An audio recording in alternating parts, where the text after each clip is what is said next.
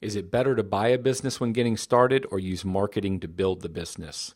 This question, or my answer, applies to both getting started and if you're an existing business trying to go faster. I see a lot of existing businesses that buy businesses to grow faster.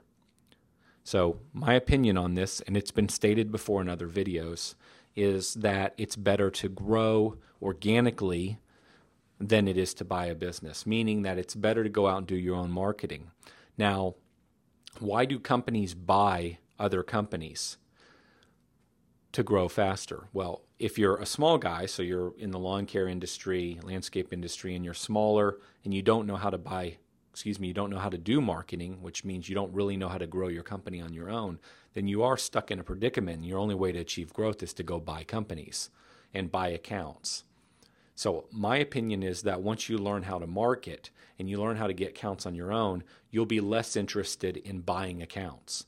Because what you'll quickly realize is you can generally go spend your marketing dollars and acquire a new client for less money than it will cost you to go buy that very same client. And the problem is when you buy a client, you have to educate them on why they should want you. They didn't pick you. When you do marketing, they pick you. When you buy them, they don't pick you. That's a tough road. You've got to then resell them to keep them. So I think that spending the money to acquire your clients organically is the better approach. But that doesn't mean I wouldn't buy accounts. I absolutely would. If a fantastic deal presents itself and it makes sense, it's a fit with your business, and the way that client, that company did business is not so different from the way you do business, then there's a high probability with a lot of hard work, you'll be able to merge all those clients that you're acquiring into your business. So if you're moving into a new state and you want to get started, if you could find a really good deal, that's a great way to launch. It gives you an immediate launch pad. It gives you some employees. It gives you maybe some equipment, but I would not overpay. And what overpaying means is different to everybody. I tend to be on the lesser side of paying for accounts because I see that accounts have only so much worth. Again, I can go get them myself. So if you don't overpay, then I think it's a nice way to get started, but you've got to really grow the business through organic marketing. If you look at bigger companies that are trying to grow really, really fast, then they're using both organic growth and acquisition. They're doing both. They're not just doing one or the other.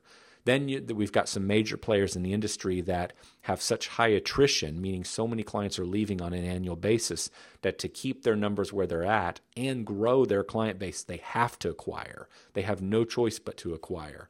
That's not the same game that you're playing.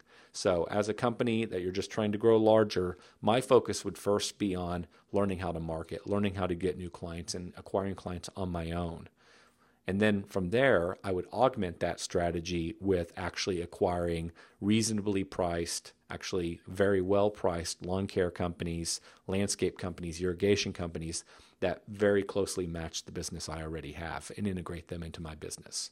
So the summary of the answer is, if you're for the fellow moving from New York to Atlanta, if you can find a great deal, go for it, but make sure it's a great deal. I would say the vast majority of guys buying lawn care companies are overpaying for these businesses.